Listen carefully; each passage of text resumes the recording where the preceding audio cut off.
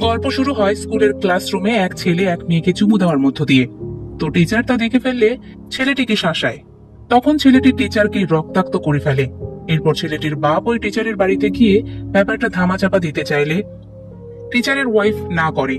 তখন বাপ টিচারের ওয়াইফকেই মেরে ফেলে। আর ভবিষ্যৎ নিয়ে চিন্তা করে ছেলের।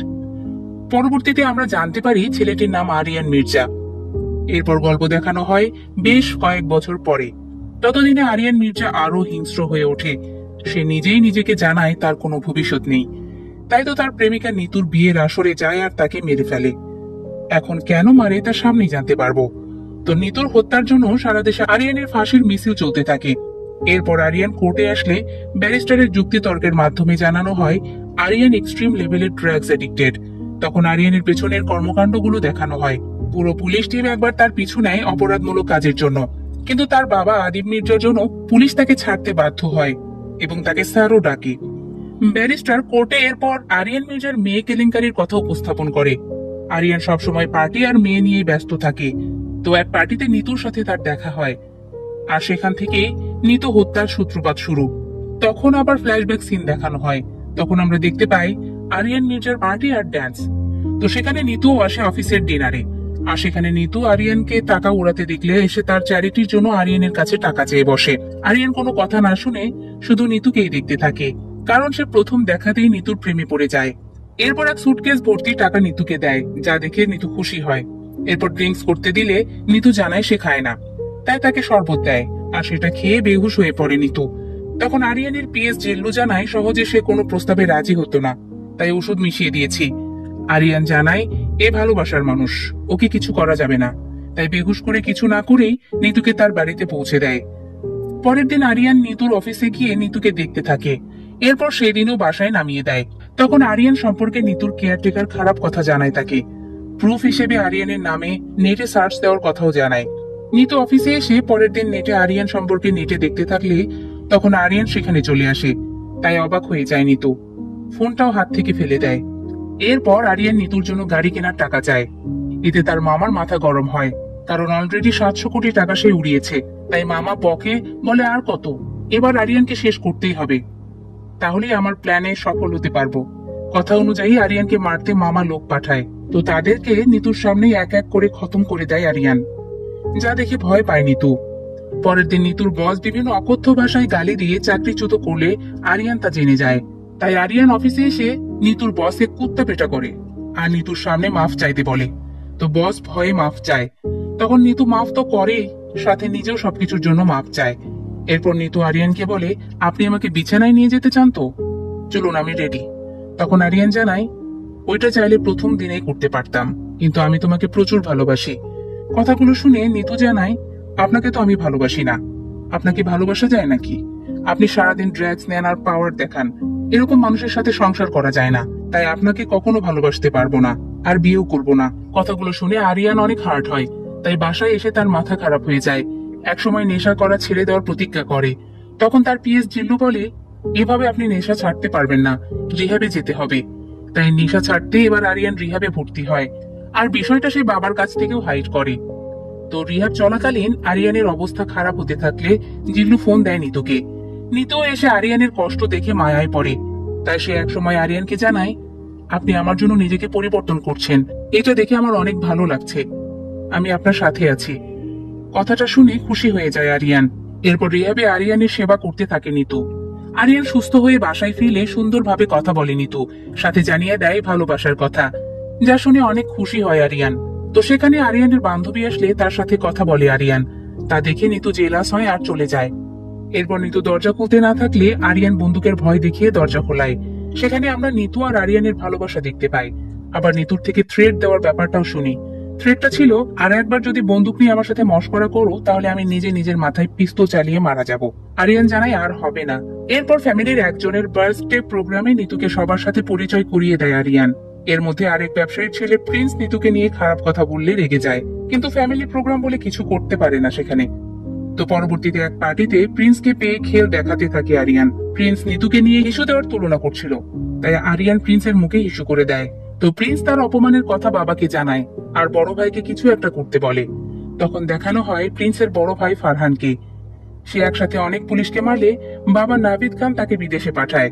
তাই সে তার ছোট ছেলে প্রিন্সকে বলে ফারহানকে দেশে আনা যাবে না এখন, ওর অনেক ঝামেলা আছে। তো সেখানে আরিয়ানের মামা এসে বলে সবকিছু হয়েছে ওই মেয়ের জন্য, আমি ওকে শেষ করে দিচ্ছি, আপনি আরিয়ান আর তার বাপকে শেষ করেন, তাহলেই খেল খতম।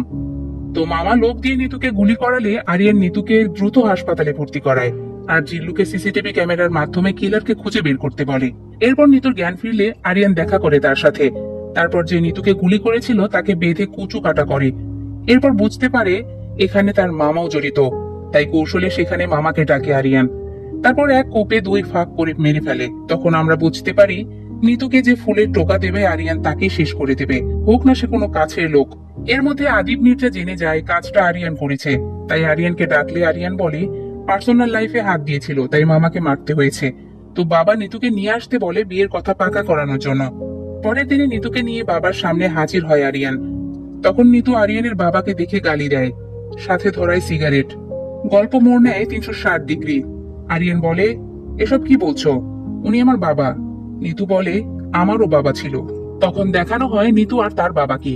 তো আদিব মির্জা সহ তার পলিটিক্যাল বন্ধুরা মিলে এক প্ল্যান সাজিয়ে প্রধানমন্ত্রী সহ 60 জনকে মেরে ফেলে একটা ব্লাস্টে।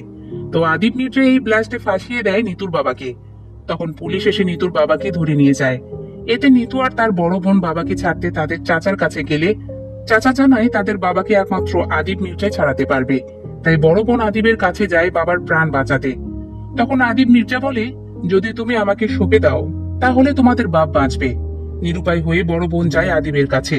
তখন আদিব মির্জা বড় বোনকে রেপ করলে সেই রাতেই বড় বোন সুইসাইড করে। ওইদিকে তাদের বাবাকেও আর বের করে নিয়ে আসে না আদিব মির্জা, যার কারণে নিতুর বাবার ফাঁসি হয়। তো নিতু আরিয়ানকে বলে তুমি হচ্ছ তোমার বাবার জীবন আর আমি হচ্ছি তোমার জীবন, তাই তোমার বাবাকে শেষ করতে এই প্ল্যান করেছি। আমি তোমাকে ভালোবাসি না, এটা জাস্ট রিভেঞ্জ। তো আরিয়ান নিতুকে বোঝাতে থাকে যে সে তাকে কতটা ভালোবাসে, সাথে জানায় তাকে ছাড়া বাঁচতে পারবে না। নিতু তখন বলে আমি এটাই চাই, তোমার আর তোমার বাবার ধ্বংস, তাহলে আমার বাবা শান্তি পাবে। এরপর আরিয়ান তার বাবাকে নিয়ে আসে নিতুর কাছে আর সরি বলতে বলে। ছেলের ভয়ে সরি বলতে থাকে আদিব আর বলে ড্রিঙ্ক করে এসব করেছি। এরপর আমার পার্টনারদের এসে নিতুর বাবাকে ছেড়ে দেওয়ার কথা জানালে তারা কেউ রাজি হয় না। তখন আরিয়ান জানায় সবাই এবার আমার কথা শুনবে, সবাই এবার রাজি হবে। তাই জিল্লুকে বলে সবাইকে একত্র করতে। এরপর সবাই এক হলে মেশিন গান চালিয়ে মেরে ফেলতে থাকে আরিয়ান, যেখানে ছিল প্রিন্সের বাবাও। এই সিনটা জাস্ট অসাধারণ ছিল।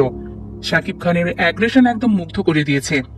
আগে অপমান, এখন বাপের মৃত্যু। তাই প্রিন্স এবার ভাই ফারহানকে খবর দেয়। ওইদিকে আরিয়ান সবাইকে মেরে নিতুর কাছে আসলে নিতু জানায় সবাইকে মারলেও আমি তোমাকে বিয়ে করব না। এরপর নিতু তাকে অপমান করতে থাকলে আরিয়ান বলে তুই কি আমাকে ছেড়ে যাবি, আমি তোকে ছেড়ে দিলাম।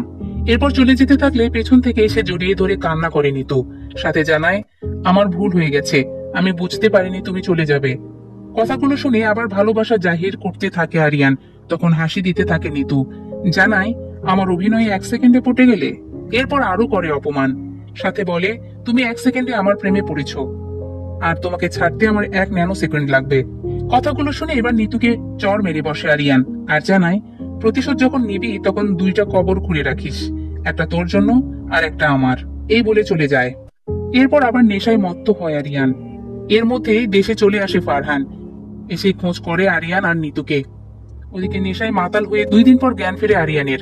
আবার নিতুর বাড়ির দিকে যেতে থাকে। তখন ফারহানের নির্দেশে আরিয়ানের গাড়িতে অ্যাক্সিডেন্ট করানো হয়। তখন মারাত্মক আহত অবস্থায় আরিয়ানকে হাসপাতালে নিয়ে আসে তার লোকজন। এরপর অপারেশন ঠিক মতো হলেও ডাক্তার জানায় সময় লাগবে, কিন্তু আরিয়ান জ্ঞান ফেরা মাত্রই সব ব্যান্ডেজ খুলে ফেলে। ওইদিকে নিতুকেও তুলে নিয়ে আসে ফারহান। তারপর ফারহান নিতুকে মারার বদলে বিয়ে করার সিদ্ধান্ত নেয়। আরিয়ানের কাছে খবর চলে আসে নিতুর বিয়ের কথা। তখন আরিয়ান তার সর্বোচ্চ শক্তি দিয়ে বেরিয়ে পড়ে নিতুকে মারতে, যা আমরা একদম শুরুর সিনেই দেখেছিলাম। এই পর্যায়ে এসে আমরা প্রথম সিন দেখলাম। তো নিতু ফারহানকে কবুল বলার আগে বিয়ের প্রোগ্রামে চলে আসে আরিয়ান। তারপর এক এক করে হিংস্রের মতো সবাইকে মারতে থাকে। ফারহানকে মারাটা সেরা ছিল। বর্ণনা করলে এভাবে করা যায়, প্রথমে ফারহানকে মারে, তারপর আগুনে জ্বালিয়ে দেয়, এরপর সেই আগুনে সিগারেট ধরায়। সবাইকে শেষ করার পর নিতু থাকে শুধু। তো নিতু আরিয়ানের দিকে এগিয়ে আসলে আরিয়ান তাকেও গুলি করে। আমি আমার জীবনে কোনো মেয়েকে ভালোবাসিনি, স্বপ্ন দেখিনি, কিন্তু তোকে নিয়ে অনেক স্বপ্ন দেখেছিলাম। আর সেই তুই অন্য কাউকে বিয়ে করছিস, এইটা আমি মেনে নিব ভাবছিস? এরপর গুলি করতে করতে বলে, তুই আমার না তো কারো না। মৃত্যুর আগ পর্যায়ে নিতু বলে, যা করছো ভালো করছো। তোমার সাথে মিথ্যা প্রেমের অভিনয় করতে গিয়ে তোমাকে অনেক ভালোবেসে ফেলেছি, কিন্তু বাবা আর বোনের মার্ডারারের পরিবারের সাথে সংসার করলে বিশ্বাসঘাতকতা করা হয়। তাই যা করছো ভালোই করছো।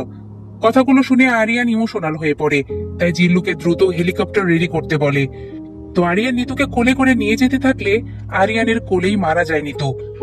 এরপর আরিয়ান নিজেই পুলিশের কাছে স্যারেন্ডার করে, কারণ তার তো আর কিছুই অবশিষ্ট নেই।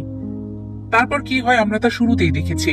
তো কোর্ট রুমে পক্ষ বিপক্ষ উকিল যুক্তি তর্কে লিপ্ত হলে আরিয়ান কোর্টে জানায়, আমি নিজ হাতে নিতুকে মেরেছি, তাই আমাকে ফাঁসি দেন। সাথে অনেক ইমোশনাল কথাবার্তা বলে নিতু সম্পর্কে। তো সব প্রমাণ সত্য হওয়ায় আদালত আরিয়ানকে ফাঁসিতে ঝুলানোর নির্দেশ দেয়। এরপর যথাসময়ে আরিয়ানের ফাঁসি কার্যকর করতে নিয়ে আসা হয়। তখন তার বাবাও ঘড়ির টাইম দেখতে থাকে।